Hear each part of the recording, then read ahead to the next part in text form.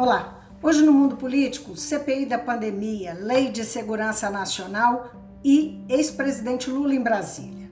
Os últimos acontecimentos da capital federal que ditam o clima político do país.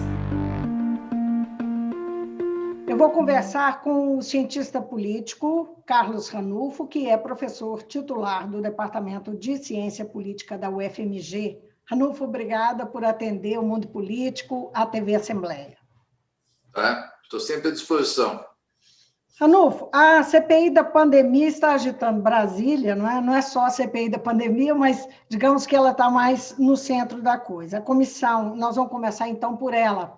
A comissão tem maioria, né, da oposição e de senadores que se dizem independentes, e nós começamos, a CPI começou por um depoimento do Mandetta, o primeiro ministro desse período de pandemia do presidente Bolsonaro, e nós tivemos aí o episódio do Pazuello avisando que não ia porque tinha sido contaminado, isso teve uma repercussão, foi encarado meio como fuga. Eu queria que você comentasse esse primeiro momento da CPI da pandemia. Eu acho que essa CPI, a primeira coisa que ela mostra é que o governo não tem nenhum controle do parlamento. O governo achou que vencendo as eleições para a presidência, tendo aliados na presidência do Senado, presidência da Câmara, ele tinha algum controle do Congresso. Isso acabou de se desfazer. Ele não tem nenhum controle da CPI. A CPI está totalmente na mão da oposição e de independentes. E, para piorar, a tropa de choque do governo é ruim, né?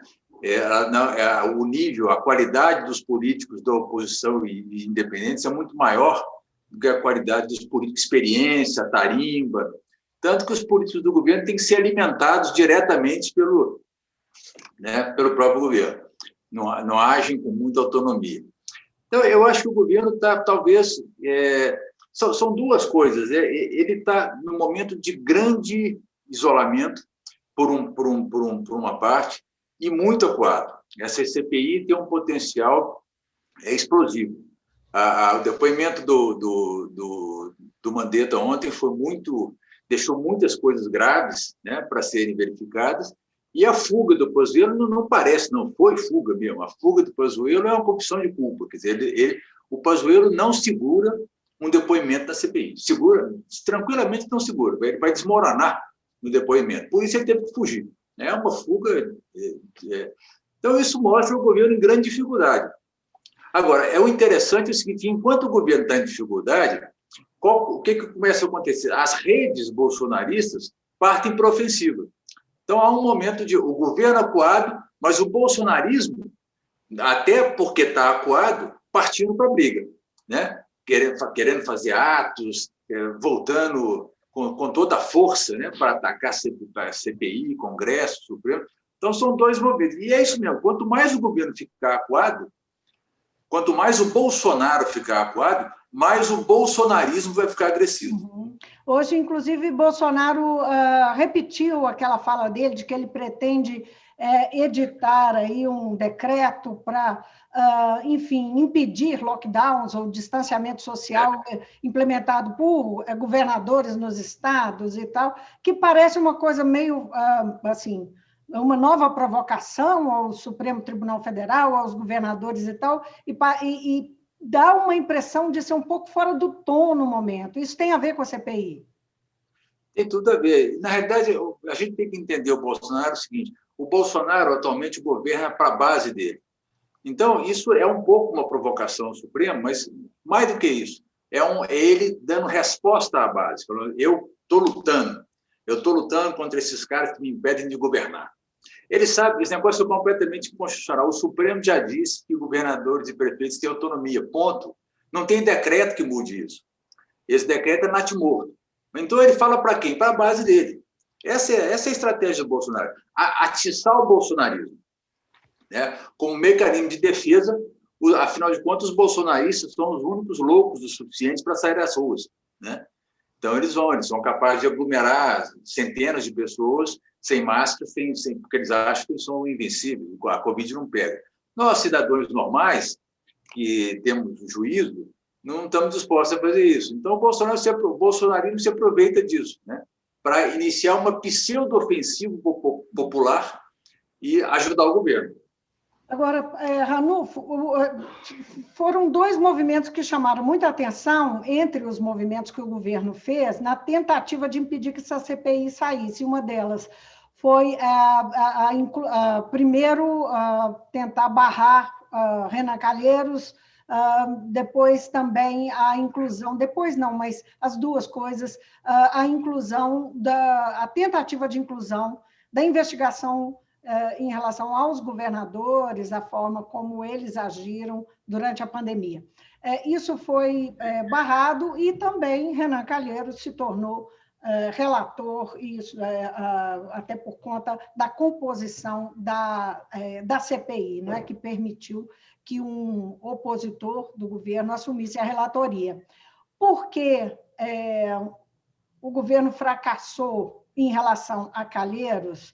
Tem a ver com o que você disse sobre enfim, a tropa de choque do governo não sabe muito fazer esse papel. E por que o temor tão grande em relação especificamente a Renan Calheiros? Ele é uma figura histórica, né? No Senado, no parlamento. Eu acho que o Renan, a indicação do Renan como... O Renan é um político experiente, né? Na verdade, o que o governo teme mesmo é o fato de estar em minoria acachapante na comissão. Ele não adianta ele falar que vai investigar governadores, no geral, se você não tem um fato concreto, se isso não é aprovado na reunião. Se não é aprovado na reunião, não vai convocar ninguém. Então, é tudo espernear, né? O governo pode espernear à vontade, que ele não tem controle. O Renan acabou sendo um nome vulnerável que a oposição apresentou. Experiente, mas por quê? Porque ele tem processo, porque ele era pai de um governador. Então, o governo tentou atacar nesse flanco. Agora, nesse momento, o presidente do Senado deu uma demonstração de que é independente. Falou assim, isso é ridículo. Quem manda aqui, não tem juiz de primeira instância que diz quem vai ser relator ou não vai, né? Então, quer dizer, essas investidas do Bolsonaro estão esbarrando, felizmente, nas instituições. Agora, acho que o medo dele não é tanto o Renan, o medo dele é a composição geral. Se fosse um outro senador, claro, ele talvez preferisse... Por exemplo, o presidente da comissão é tido como independente, mas está tendo uma postura radicalmente contra o governo. Radicalmente. Até por uma circunstância. Ele perdeu um irmão pela Covid, né? Então, quer dizer, mesmo os independentes ali, na verdade, é 7-4, é oposição versus governo. Então, o governo tem medo de uma CPI e CPI que você não controla, olha, é o maior risco que o governo pode ter atualmente, é essa aí. É uma CPI sem CPI, né? CPI já é ruim, né? Quando o governo controla a CPI costuma sair do controle. Agora, quando o governo não controla a CPI, aí é um Deus nos acuda. É um Deus nos acuda. Por isso que o Pazuello fugiu, né? Imagina o Pazuello sendo submetido a uma saraivada de perguntas e o pessoal postando as declarações, vídeos e tal. Ele não tem o que responder, né? É a confissão de culpa. Aliás, o método... Porque já tem outra data para ele ir. Uma hora ele tem que ir. Não, ele vai ter que ir. Mas ele pode arrumar um outro atestado médico. Agora, a CPI ele tem que lembrar que a CPI pode mandar prender, né? CPI tem autoridade de investigação policial, né? Ele não pode ficar fugindo constantemente. Eu não duvido nada que ele vai arrumar um outro atestado médico, uma outra desculpa. Aí a CPI tem que usar seus poderes. Em que circunstância poderia mandar prender? Não, a CPI já prendeu testemunha em flagrante. A CPI ela tem autoridade policial e jurídica. A CPI é um órgão de controle com autoridade. Então, ela pode, né? Se uma testemunha se recusa a comparecer e os argumentos são fake, e se isso fica provado, manda prender. Agora, Ranulfo, o prazo da CPI ele pode se tornar bem extenso, né? Primeiro 90 dias, podem virar 6 meses, que pode virar um ano, não é isso? Qual o potencial que tem de emperrar, né, aquilo que é do interesse do governo, ou que, enfim, paralisar mesmo os trabalhos na casa, incluindo a Câmara, né? Que efeito pode ter? Tem essa possibilidade? Sempre tem, né? Uma CPI, ela não é uma CPI mista, então a Câmara pode funcionar, mas tem que passar pelo Senado. Sempre tem essa possibilidade. Agora, não necessariamente vai acontecer, né? Inclusive, acho que o Pacheco tem habilidade suficiente para evitar que isso aconteça. Se bem que tem algumas coisas que eu gostaria que fossem paralisadas, como, por exemplo, a discussão sobre reforma política que está começando a ocorrer na Câmara, que, se for aprovada, vai ser assim, um retrocesso. Não é nosso assunto aqui, mas eu fico arrepiado só de pensar que aquele negócio pode ser aprovado. Aí, se for aprovado, em 2022 nós vamos ter o pior congresso que nós já tivemos na vida, né? Com distritão, sem cláusula de barreira, aí vai ser o caos. Aí desiste. Mas eu acho que a CPI pode, e eu acho que ela vai ser estendida, seguramente. 90 dias ela não vai. Agora, para o governo, quanto mais durar a CPI, pior, né? Porque a CPI é colocar o governo na berlinda o tempo todo, as contradições, isso da imprensa. Então, para o governo é ruim. Então, o governo pode tentar encurtar a CPI, mas ele não tem instrumento para isso, né? O Taixe trouxe alguma novidade? Você chegou a acompanhar? O Taixe não trouxe, até onde eu vi, não trouxe nenhuma novidade. Eu acho que, embora ele tenha dito, né, que ele saiu porque não tinha autonomia, ele disse que não concorda com a questão da cloroquina, mas eu acho que o depoimento do Mandetta foi muito mais interessante, porque ele abriu as avenidas de investigação, né? Aquela ideia de que você teria uma estratégia nunca assumida de boiada, né? De deixar todo mundo infectar, que aí, como era só uma gripezinha, era só uma gripezinha, então vão todo mundo pegar a gripezinha e receitar a cloroquina. Essa era a estratégia.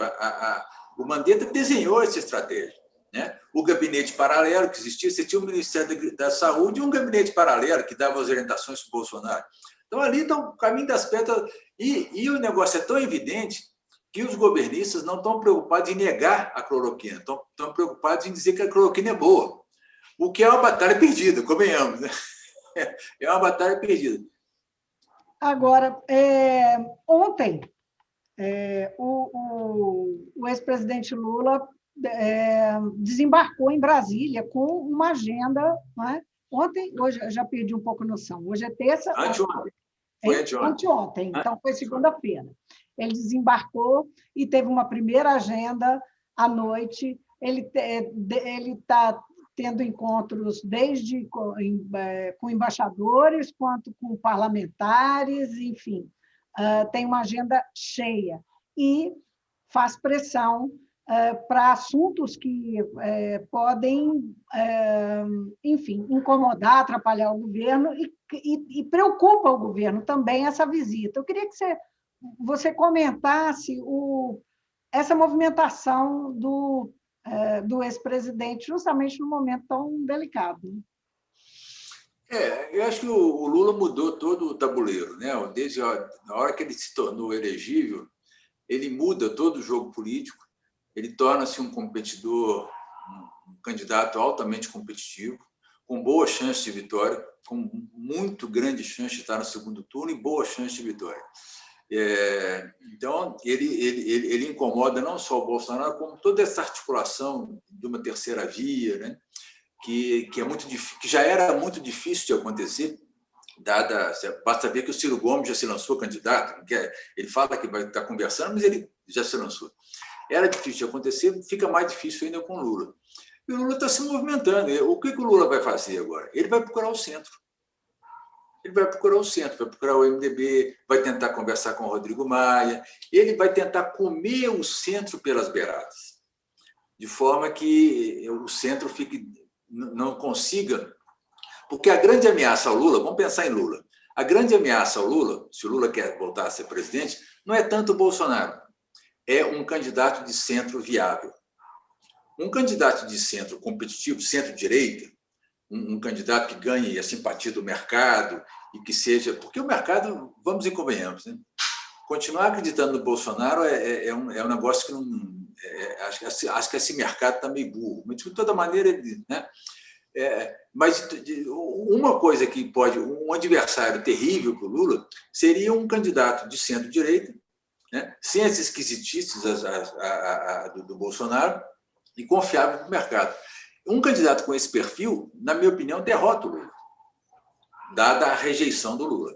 Agora, o Bolsonaro não derrota o Lula.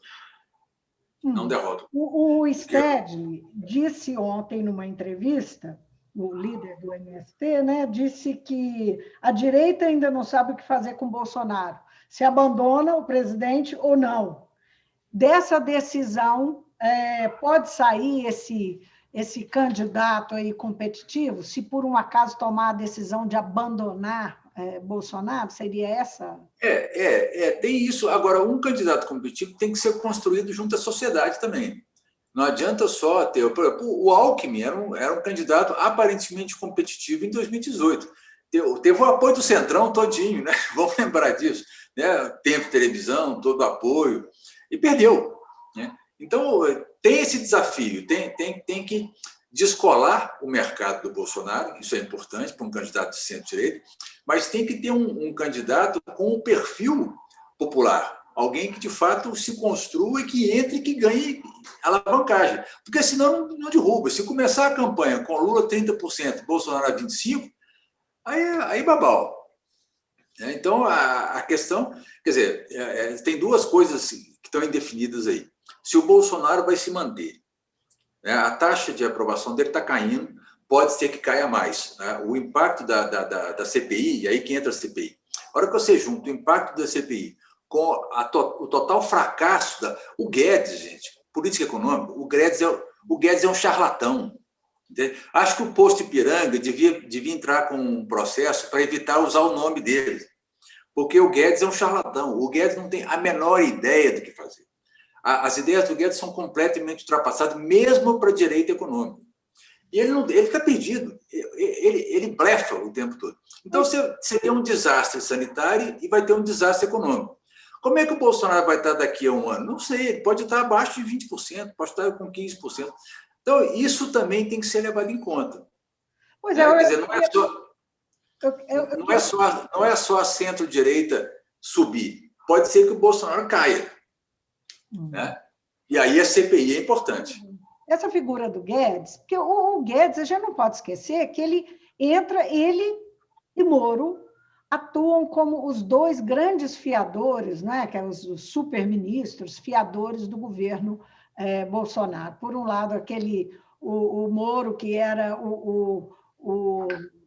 a garantia, né, do combate à corrupção, e o Guedes, que tinha todos os caminhos e a saída para a economia do país, que está mal das pernas há muitos anos. Agora, como é que ele se sustenta? Quer dizer, alguém sustenta, não é?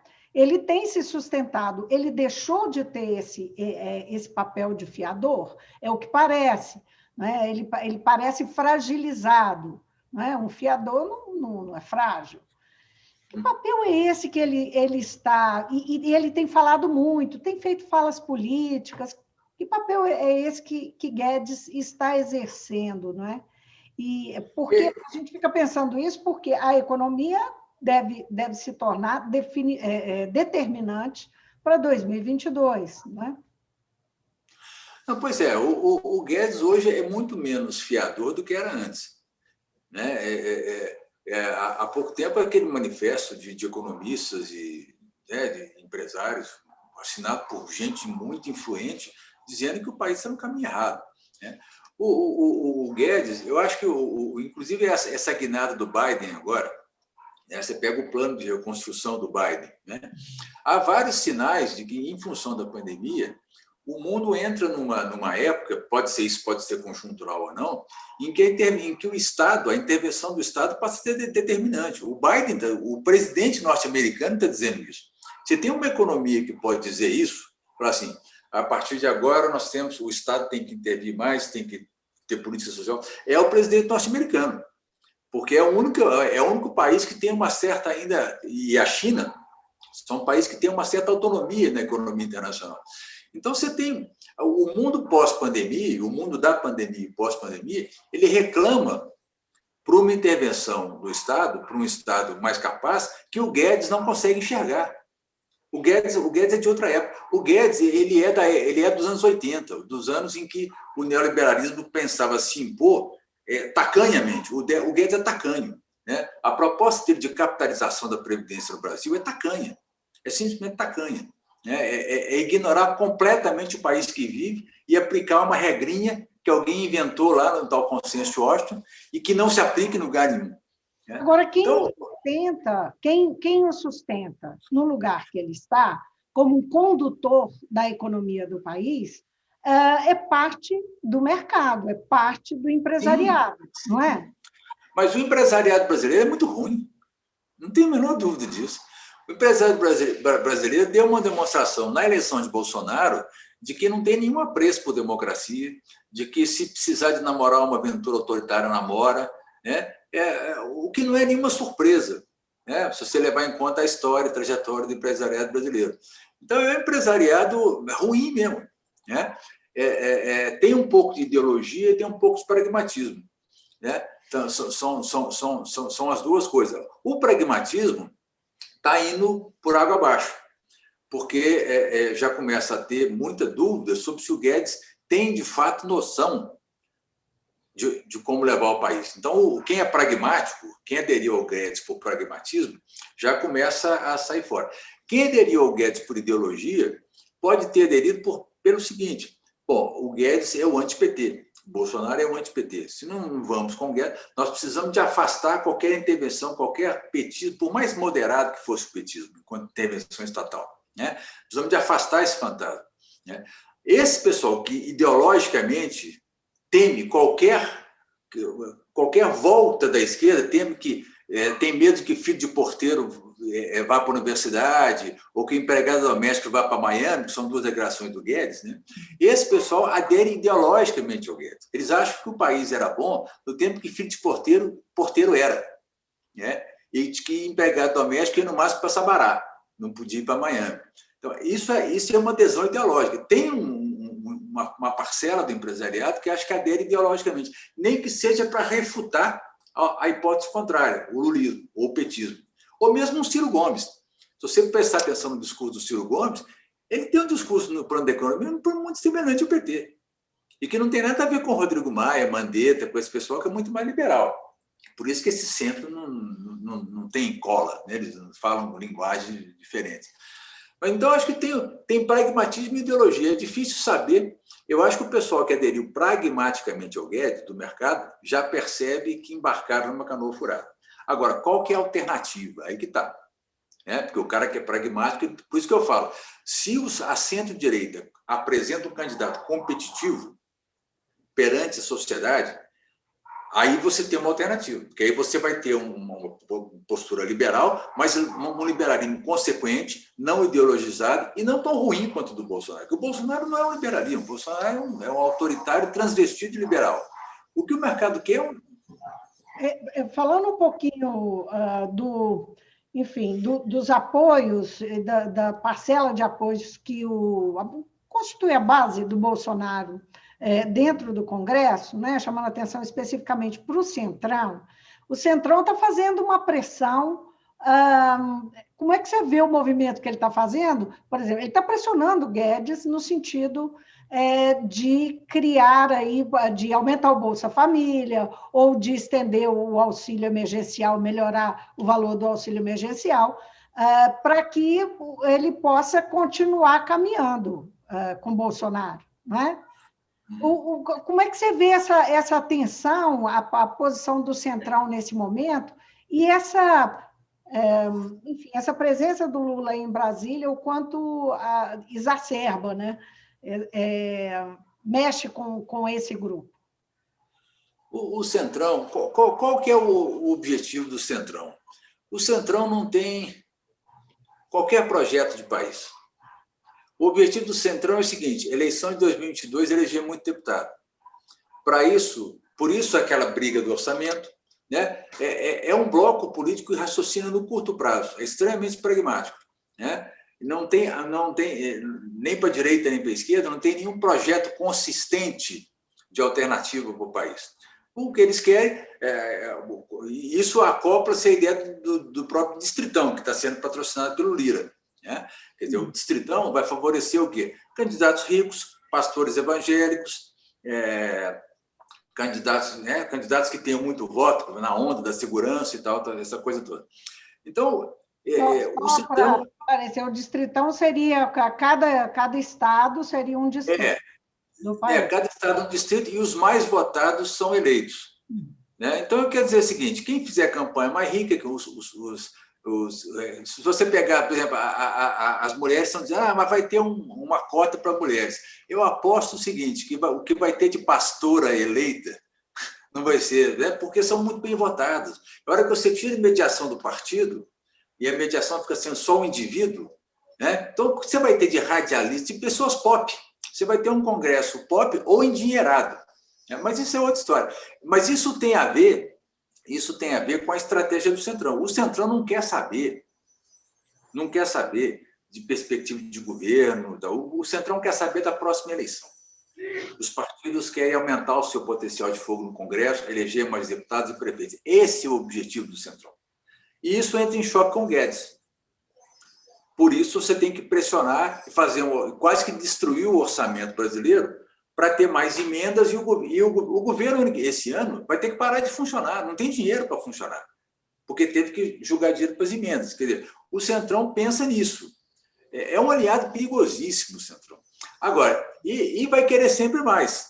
Vai querer sempre mais. O Centrão, na realidade, quer a cabeça do Guedes, né? Como quer a cabeça do Salles. O Bolsonaro vai dando as cabeças aos poucos. Ele deu a cabeça do ministro das Relações Exteriores, que, aliás, saiu xingando o governo. Saiu dizendo que o governo perdeu sua alma. A entrevista mais sensacional do mundo, aquela. O governo perdeu sua alma. Quer dizer, ele está se cacifando perante a base bolsonarista. Eu tentei salvar a alma do Bolsonaro puro, aquele Bolsonaro singelo de 2018, que foi pervertido pelo Centrão. É um negócio fantástico. A política brasileira é incrível. Agora, Ranulfo, a Câmara aprovou ontem o projeto que revoga a Lei de Segurança Nacional, que estava em vigor desde a ditadura, que é considerado, especialmente pela oposição, um entulho, né, que sobrou aí da ditadura. O projeto também define o que são os crimes contra o Estado Democrático de Direito, né, e vai ter que passar pelo Senado também. Que importância tem essa votação nesse momento assim, de tensão, ou nesse momento não, de permanente tensão política? Permanente, Eu acho que foi uma atitude boa da Câmara. Nesse caso, tem que elogiar a Câmara, porque o governo está começando a abusar do uso. Né? Qualquer coisa que você fale é segurança nacional, e a mudança vem, ela deve ser saudada. Eu acho que o Senado vai aprovar sem problema nenhum.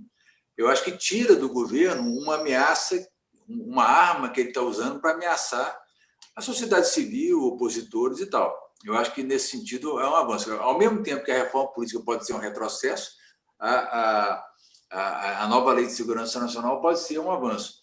Mostra, mais uma vez, que, quer dizer, na realidade, mesmo a vitória do Lira na Câmara não dá ao Bolsonaro controle sobre nada. Né? A reforma eleitoral avança não porque o Bolsonaro quer, porque o Centrão quer. E a nova Lei de Segurança Nacional desagrada ao governo. Então, você continua tendo um Congresso independente. É interessante isso. Embora um Congresso dominado por forças pragmáticas. Né? O Rodrigo Maia tinha muito mais uma visão de Brasil do que o Lira tem. Muito mais, não tenho a menor dúvida disso. Nós temos uns movimentos do governo Bolsonaro sendo interpretados como uma escalada rumo ao autoritarismo, né? Você mencionou aí alguns movimentos que são feitos e tal, a gente pode chamar atenção para ações do Ministro da Justiça, AGU, Polícia Federal, falas que partem do Planalto, do presidente, da família Bolsonaro. você falou que essas coisas podem ser, ou figuram como ameaça, né?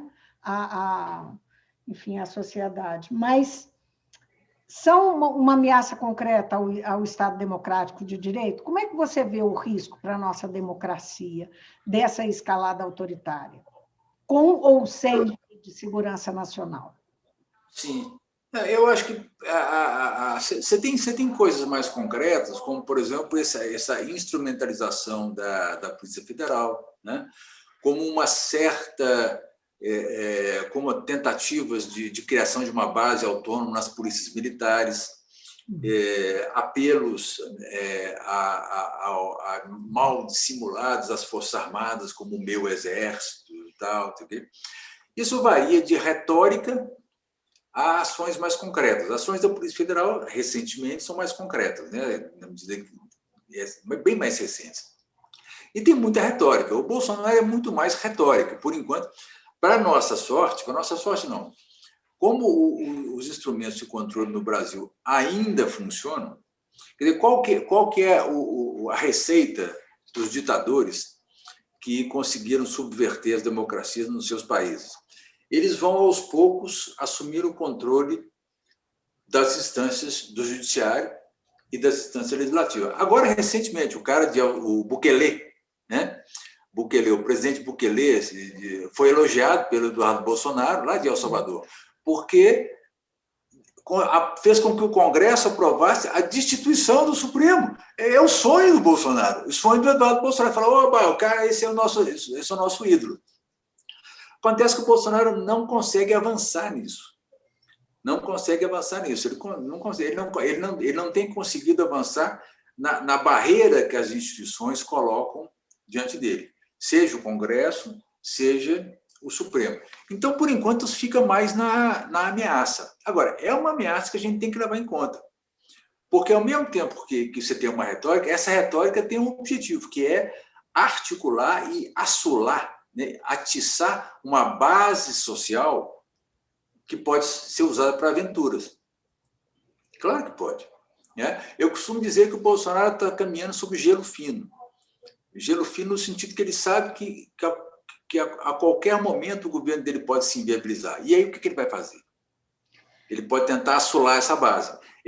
Por isso que tem que ter arma, por isso que tem que ter penetração na polícia militar, por isso que tem que ter milícia. Né? Então, você tem uma base aí, não duvide. Né? Se nós tivermos confrontos, se não tivéssemos na pandemia, tivéssemos manifestações se contrapondo de rua, nós íamos ver milícia do lado de lá, sem dúvida nenhuma, né? Porque isso não é gratuito, né? Você começa a armar a sua tropa de choque. Então, isso é o que é retórica, por enquanto, porque as instituições não possibilitam que o Bolsonaro vá além. Ele não pode fechar o Congresso, não pode destituir ministro com a hora que quiser, ministro do Supremo, mas a situação pode chegar num grau de tensão tão grande que esse bolsonarismo tente uma coisa mais ousada. E aí a coisa pode ficar feia. Né? Agora, como é que a gente compreende, assim, nesse contexto que nós estamos, o movimento que foi feito ontem do presidente da Câmara mandando criar a comissão especial da PEC, do voto impresso, né? Qual que é o papel disso nesse jogo, né? Há movimentos num caminho autoritário, por outro lado, Bolsonaro, sempre que pode, coloca em dúvida a lisura do processo eleitoral, e aí agora o presidente da Câmara manda criar o voto impresso. Como é que você liga esses elementos? Não, porque, de fato, o Centrão ele acena, mas põe limites ao Bolsonaro. Né? Então, a questão do voto impresso, ela não cria nenhum problema para o Centrão. E é um aceno ao Bolsonaro. Né? Então, o Centrão, o Lira não é oposição ao Bolsonaro. Pelo contrário, ele vai tentar facilitar ao máximo a vida do Bolsonaro. Então, nesse sentido, uma PEC como essa não cria dificuldade nenhuma para o Centrão, para os partidos do Centrão. Né? E é um grande aceno. Olha aqui, continuamos sendo amigos. Tal, né?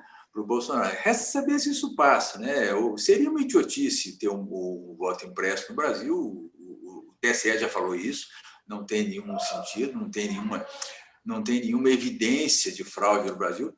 Nós vivemos no mundo da pós-verdade. Nós fizemos agora, te dar uma informaçãozinha off, nós acabamos de fazer uma pesquisa nacional, um survey nacional, com 2.000 e tantas entrevistas, e testamos algumas perguntas para os respondentes se a considera falsa ou verdadeira. Né? 22% dos entrevistados consideram que a Terra é plana. Sério? Sério. 30% consideram que a cloroquina é eficaz contra a Covid. 50% acreditam que os hospitais recebem dinheiro para aumentar o número de mortos pela Covid. Então, as pessoas acreditam nas coisas mais absurdas do mundo. Porque nós vivemos num mundo que você cria verdades o tempo todo, o que a gente chama de era da pós-verdade. Né?